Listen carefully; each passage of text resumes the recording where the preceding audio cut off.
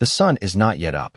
A man wakes in the dark, saddles a donkey himself, not a servant, himself, splits wood with his own hands, and wakes his son. The boy is young. He does not know where they are going. The father does. They will walk for 3 days. The man knows what waits at the end of the road. He has known since the night before, when God spoke to him in the dark and said 4 words that should have shattered him. Take your son, your only son. And here is the thing that almost no one sitting in the modern world notices when they read those words. Abraham was not shocked. He was not confused. He was not hearing something new. He was hearing something he had grown up with, something every man in his world understood the way you understand rain or dead or death. In the ancient Near East, gods demanded children. The Canaanites burned children alive in the arms of Molech. The Phoenicians buried infant sacrifices in the foundations of new buildings. Archaeologists have pulled the urns from the sacred precinct in Carthage. Hundreds of them, centuries of them. Small bones pressed into clay containers, stacked in rows. The record of a world that believed the only currency that bought divine favor was the thing you could least afford to lose. You gave the god what was most costly, because that was how the gods worked. Abraham had come out of Ur of the Chaldees. He had breathed that air his whole life. He had grown up in a world saturated with this theology. When the voice of God came to him in the night and named Isaac, his only son, the son of the promise, the son he had waited 100 years for, Abraham did not need a diagram. He knew what kind of request this was. And he rose early in the morning. That detail matters. The rabbis have argued about it for centuries. Where is the anguish? Where is the negotiation? This is the same man who stood in the road and bargained with God for the lives of strangers in Sodom. 50 righteous, 45, 40, 30, 20, 10. He pushed back. He pressed in. He argued. And God let him. Here he says nothing. He just rises early, splits the wood himself, and starts walking. Some have called it blind obedience. Some have called it a failure of fatherhood. The writer of Hebrews calls it something else entirely. He calls it faith in a resurrection. He says Abraham reasoned that God was able to raise Isaac from the dead. He went up that mountain already believing his son would come back down. But before we walk up the mountain with them, we need to stop at the first word of this chapter. Because the Hebrew word translated in quote, test and quote, is not the word you think it is. And it changes everything about what this story is doing. The word is neza. Neza appears 46 times in the Hebrew Bible. It is translated in quote, test and quote. Yes, but the root concept is older and more physical than that. The closest single image is fire applied to gold. You do not put gold in the fire to transform it. You put gold in the fire to reveal it, to burn away everything that is not gold and let what is real emerge visible, undeniable, confirmed. The fire does not create the gold. The fire shows you that the gold was always there. God was not running an experiment on Abraham. He was not sitting in heaven wondering what Abraham would do, as if the creator of the universe needed a behavioral trial to update his knowledge. The God who knows the number of hairs on your head, who knew you before you were formed in the womb, who sees the end from the beginning. This God did not learn something new on Mount Moriah. What happened on that mountain was revelation, not to God, to the watching universe. The 13th century Rabbi Nachmanides, Ramban, put it this way: God does not test in order to discover. God tests in order to actualize. The faith Abraham had carried for decades, the faith that had moved him from Ur to Haran to Canaan, the faith that had believed a dead womb could carry a child. That faith needed to be made visible, enacted, real not just in the interior of one man and Apos' soul, but on the surface of history, where it could be seen. There is a book called Jubilees, written in the Second Temple period, roughly 2 centuries before Christ, and it frames this story as a response to a heavenly challenge. A figure called Mastema, an adversarial being, comes before God and questions Abraham and Apos' loyalty. He says something that sounds almost exactly like what the adversary says about Job. Does he really love you? Or does he only love what you have given him? God does not answer the question with words. God shows the answer. On a mountain, with a knife in the air. Neza is not cruelty. It is the most serious form of honor. You do not put ordinary metal in the refiner and Apos' fire. You put in what you believe is gold. God looked at Abraham, at the decades of stumbling faith and faithful stumbling, at the man who had lied about his wife twice and still been counted righteous. And God said, "This is real. Let me show the universe what real looks like." Stay with me, because there is one detail buried in the very next chapter that almost no one connects to this story. Genesis 23 begins with these words: Sarah lived 127 years. Past tense. She died immediately after Genesis 22. And the Jewish sages have wondered, not all of them, but some of the sharpest, whether Sarah died from the news, whether someone told her what the father had almost done, whether the mother of the promised son heard it, and her heart simply stopped. We do not know. The text does not say, but the placement is not accidental in a book where nothing is accidental. And it leaves you sitting with the weight of what this chapter cost. Not just Abraham, not just Isaac. Every person who loved them carried this mountain forever. We will come back to a name, a word Abraham spoke at the summit of Moriah, a word that will reframe everything you have just heard. But first, the walk. Genesis 22 is organized around a single Hebrew word that appears 3 times, and most English readers walk right past it. The word is yachad. It means together. Verse 6, end quote. So the two of them walked on together, end quote. Verse 8, end quote. So the two of them walked on together, end quote. And then the journey home. The group reunited, moving again as one. 3 times, together. The writer of Genesis is doing something with that repetition. He is pressing it into your chest like a hand. Whatever is about to happen on that mountain, whatever knife is about to be raised, whatever fire is about to be lit, these two are walking it together.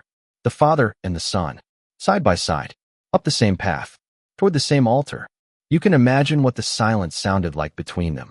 Josephus, the first-century Jewish historian, writes that Isaac was 25 years old at the time of the Akedah. Not a child, a young man, strong enough to carry the wood for a burnt offering up a mountain, while his elderly father carried the fire and the knife.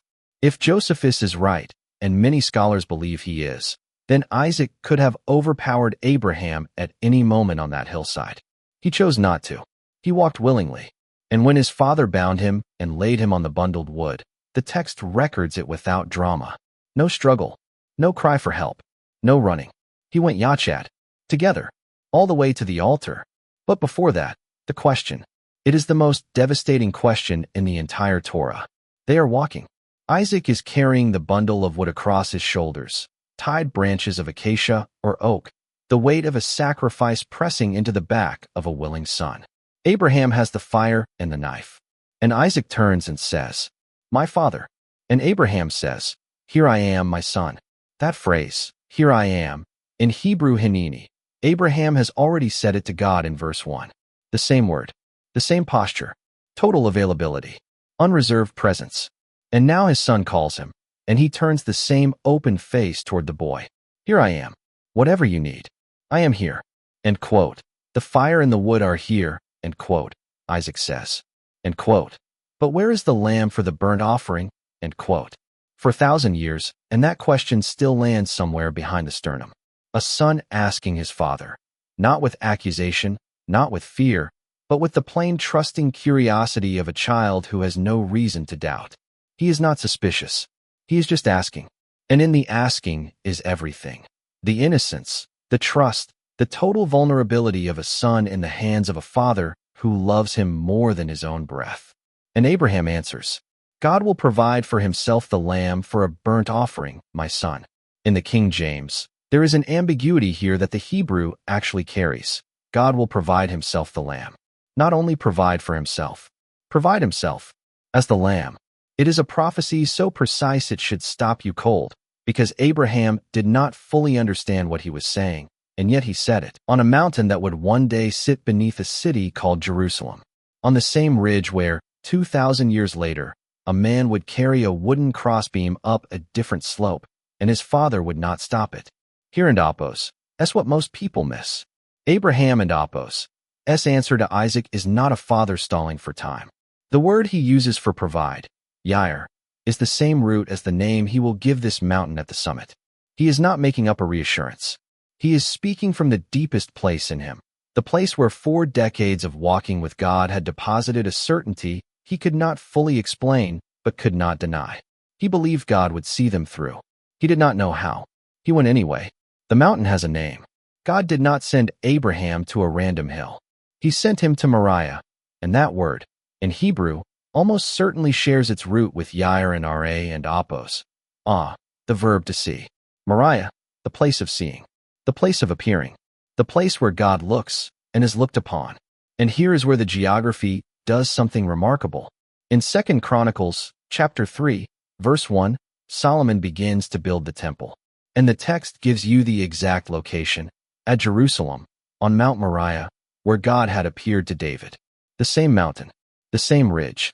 The hill where Abraham raised the knife over his son is the same elevated ground where, 1,000 years later, the priests of Israel would sacrifice lambs every single morning and every single evening. The smoke rising, the altar running with blood, the curtain standing between the ordinary world and the presence of the living God. And then another 1,000 years. A different hill on the same ridge. A man carrying a crossbeam on his back, nails already in his wrists, a crown of thorns pressed into his scalp. The place called Golgotha, which sits within the same ridge complex, close enough that the writers of the early church could not miss the connection, and did not. Pay attention to this. Isaac carried the wood. Jesus carried the cross. Abraham said God will provide himself the lamb, and the word himself is there in the Hebrew, loaded, pointing forward. The ram was caught in the thicket by its horns. The thorns were pressed into the head of the one the ram was pointing toward. This is not allegory invented after the fact by desperate theologians. The early church fathers read it this way because it is written this way. Eusebius of Caesarea, in the 4th century, drew the line directly from Moriah to Calvary. The connection was plain to anyone who stood in the geography, anyone who had read the Torah with the eyes the Torah itself is trying to give you. Genesis 22 is not merely a test narrative. It is the first gospel, hidden in the hills above a city that would not be called Jerusalem for another 500 years. And Abraham is at the summit now. He has laid his son on the wood, bound him the way you bind a lamb, set him on the altar the way you set an offering. The text calls it the Akedah, from the Hebrew word for binding. This is how the rabbis have named this moment for 3,000 years. The binding of Isaac. Every year on Rosh Hashanah, in synagogues around the world, a ram and Apos' horn is blown, the shofar, and in that sound is the echo of the ram in the thicket, the sound of a substitute, the memory of this mountain. Abraham stretches out his hand. He takes the knife. And then, the voice. Abraham, Abraham, the doubling of the name. In Hebrew, when God doubles a name, Abraham, Abraham, Moses, Moses, Samuel, Samuel, it is urgency. It is the breaking in of heaven before the irreversible. And Abraham answers with the same word he has said twice before. Hineni, here I am. Do not lay your hand on the boy or do anything to him, for now I know that you fear God, seeing you have not withheld your son, your only son, from me. Now I know. That phrase has occupied theologians for centuries. Was God surprised? Did he not already know? No. This is the language of actualization, of neza. The knowing here is not cognitive. It is relational. It is the knowing that happens when something moves from potential into history. God was not updating his information. God was honoring something that had now been made real, in time, on a mountain, in front of the watching universe. And then Abraham looks up. Here in Apos, the part nobody tells you. The ram was already there, not summoned in that moment, not scrambled together by heaven when Abraham and Apos' hand reached for the knife. The ram was already in the thicket, its horns already caught, already waiting, already provided. Before the 3-day walk, before the silence, before Isaac and Apos' question and Abraham and Apos' answer. The provision was in place before the need arrived at the summit. God did not react. God prepared. And this is what the name means. Jehovah Jireh, the Lord will provide. But the root of Yair is Ra and Apos, to see. Jehovah Jireh is the Lord who sees. And in the Hebrew understanding of this word, the seeing and the providing are not two separate acts. They are one act in two moments. When God truly sees what you are walking toward, what you are lacking, what summit you are climbing, what knife is in the air, the provision is already on its way, has already been placed, is already in the thicket. To be seen by God is to be provided for by God. The seeing is the providing. Abraham named the mountain at the summit. After 3 days of walking toward it, after the sleepless night and the split wood and the fire, he carried himself and his son and Apos' question hanging in the air between them like smoke. He named it after all of that, with the knife still in his hand and his son climbing down alive beside him. The Lord will see. The Lord has seen. And then he declared something that passed down through the generations, something the text says is still spoken. In the mount of the Lord it shall be provided. In the mount of the Lord it shall be seen. The ram was already in the thicket before the climb. Think about what that means, not as doctrine, but as lived experience. The provision God has for you in the hardest season of your life was not assembled when you finally broke down. It is not scrambled together at the moment of crisis. It was placed before you started walking. And the only way you find it is to keep walking toward the thing you are afraid of, trusting that when you lift your eyes at the summit, it will be there. It is always already there. One more thing before we come down. Isaac carried the wood. Jesus carried the cross. The ram was caught by its horns in the thorns. The lamb wore a crown of them. Abraham said God will provide himself the lamb. And 2,000 years later on the same ridge, on a Friday afternoon, a father did not send the angel. The writer of Hebrews says Abraham received Isaac back as in a parable. The Greek word is parable, a story that points beyond itself. What happened on Moriah was a parable built into history. A ram died so a son could live, and it was placed there so that you would understand, when you got to the cross, that this had always been the plan. That the God who stopped Abraham and Apos' hand was not contradicting himself. He was preparing you for the moment when he would not stop his own. Abraham and Isaac came down the mountain together. The text says it simply, almost quietly. So Abraham returned to his young men, and they rose and went together to Beersheba. Yachat, together. The same word that opened the walk closes it. The father and the son who climbed up together came down together. But something had changed, something that could only be changed by that climb. By those 3 days. By the silence and the knife and the voice and the ram. Abraham came down the mountain knowing something no comfortable season, no easy year, no answered prayer in a moment of convenience could ever have taught him. 3 things to take with you. The first, God tests in order to reveal, not to discover. Nasa is not a trap. It is not cruelty disguised as faith. It is the refiner and Apos' fire applied to what God already believes is gold. When the hard thing comes in your life, the diagnosis, the loss, the door that will not open, the prayer that seems to go unanswered for 3 days or 3 years, God is not experimenting on you. He is not watching with uncertainty, taking notes, unsure of the outcome. He is doing in you what he did with Abraham, bringing to the surface a faith that is already real. The fire does not create the gold. The fire shows it. The second, to be seen by God is to be provided for by God. Jehovah Jireh is not a promise that you will never run out of what you need. It is a declaration about the nature of the God you are dealing with. He is the God who sees. And the God who sees you, who sees the mountain you are walking toward, who sees the silence you are in, who sees the wood you are carrying, has already placed the ram. The provision is not assembled at your moment of crisis. It is already in the thicket. Your job is not to produce the answer. Your job is to keep walking. The third, and this is the one that should stop you completely. God did not ask Abraham to do anything he was not willing to do himself. He walked his servant to the edge of the unthinkable, and then he said, "Stop." And then, on the same mountain ridge, 2,000 years later, he did not say stop. He gave his own son. He watched the son carry the wood up the hill. He heard the son cry from the cross, my God, why have you forsaken me?" And he did not send the angel. Because he was the ram. He had always been the ram. The ram in the thicket, placed before the world began. That is what Abraham came down the mountain knowing.